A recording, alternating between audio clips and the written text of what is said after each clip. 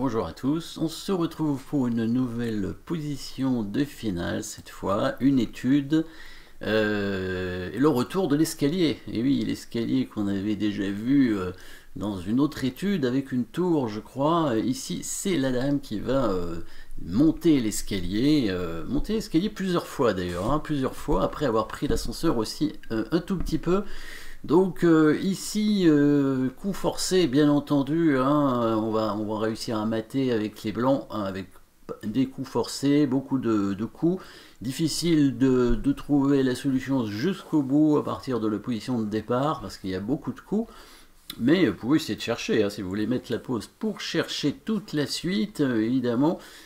Pourquoi pas, on va avancer petit à petit, il n'y a pas énormément de possibilités de toute façon, hein. Les coups forcés, il n'y en a pas tant que ça, dans cette position par exemple il y a 2 échecs, c'est tout, et l'échec de la dame en F6, hein, ici, bah, évidemment on ne sera pas bon, les noirs pourront échanger les dames, et là c'est sûr qu'on ne va pas gagner, parce que le but c'est quand même de gagner, de mater, hein. Donc ici on va trouver le coup invisible qui est pas si difficile à voir quand même pour une fois.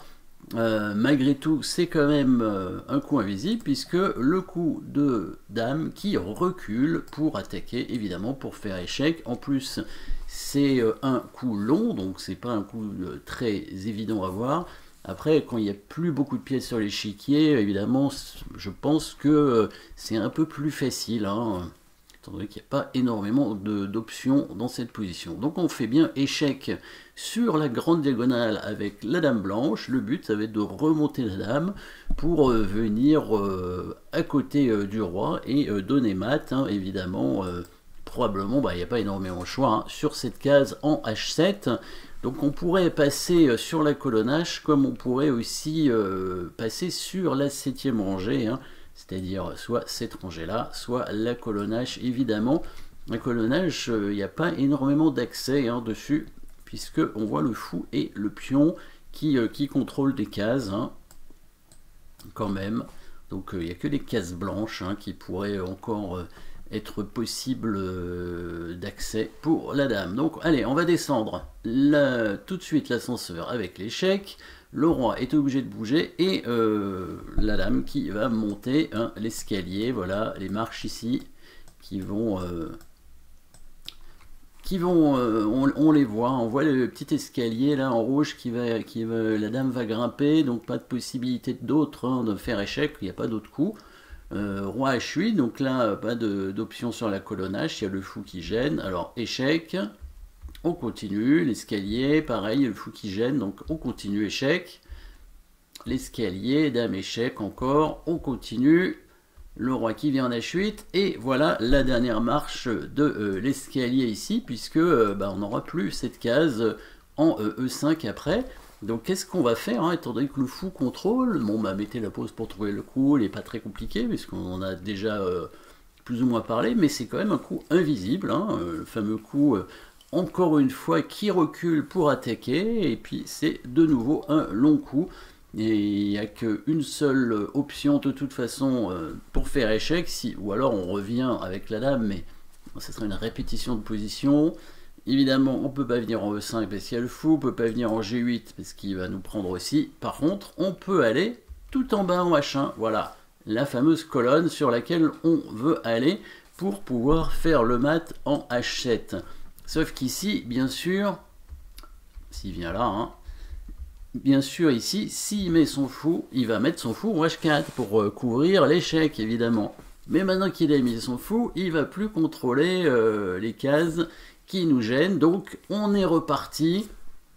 Vous pouvez mettre la pause pour trouver le coup, bien entendu, mais l'échec est forcé. C'est encore un très long coup, donc on peut dire que c'est un coup invisible, hein. La dame qui vient faire échec, hop, sur l'autre coin, et qui va remonter l'escalier, mais jusqu'à où? On va voir ça. En tout cas, là c'est sûr qu'elle va monter jusqu'ici déjà. C'est parti, échec. Allez, l'escalier est remonté. Hein, la dame noire ne peut jamais couvrir, évidemment, hein, sinon elle est prise. Quoi qu'il arrive, hein, dans tous les cas, voilà. On va monter jusqu'ici. Est-ce qu'on continue de monter?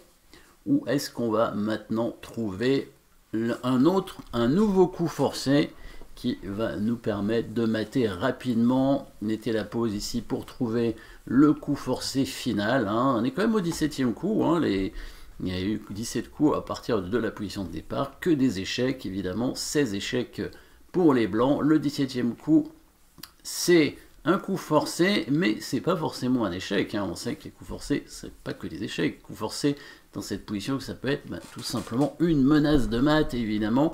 Et il faudra empêcher les échecs de la dame noire, parce que peut-être qu'il ne pourra pas menacer mat, mais s'il peut faire échec, c'est embêtant. Alors voyons les échecs de la dame noire. Il peut faire échec en 8, en F7, en G7. Bon, en H6, a priori, il y aura le roi. Pareil pour F6 et F5. Et il pourrait faire échec en D6 aussi. Donc pour l'instant, il y a la dame. Donc il faudrait en fait que la dame contrôle toutes ces cases, tout simplement. Toutes les cases en jaune et en vert. Tout en menaçant mat. Voilà, c'est comme ça qu'on va trouver tout simplement le bon coup. Y a pas, je pense qu'il n'y en a qu'une, des cases où la dame blanche va contrôler tout en même temps.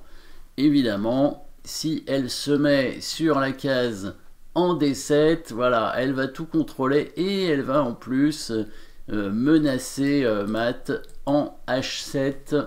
Donc c'est bien le bon coup. On va pas continuer à faire échec, ça va pas servir à grand chose. Ça va, bon, on peut continuer la marche d'escalier si on veut, mais il faudra de toute façon aller en D7 avec la dame quand le roi est en G8. Attention, très important, parce que sinon la dame noire pourra faire échec sur la case en G8, sur la case où il y a le roi.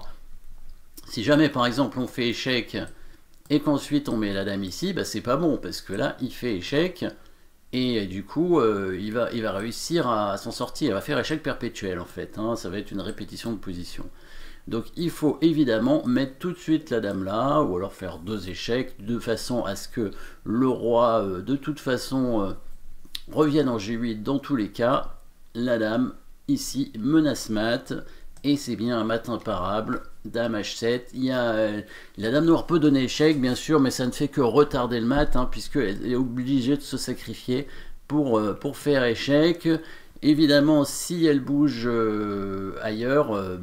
par exemple ici, et la dame blanche va donner mat en G7 directement. Donc la dame noire qui doit contrôler de toute façon cette case au prochain coup. Il n'y a pas moyen de bouger en contrôlant cette case non plus sans se mettre en prise. Voilà, un schéma classique de mat final, avec roi-dame contre roi-dame, roi-dame contre roi-dame, qui peut être gagnant dans certaines situations. Voilà, c'est l'une de ces situations dans laquelle la dame noire ne peut rien faire contre la menace de mat, et ici le fou et le pion ne servent à rien. Voilà, petit escalier dans cette étude. Merci d'avoir suivi cette position et à très bientôt.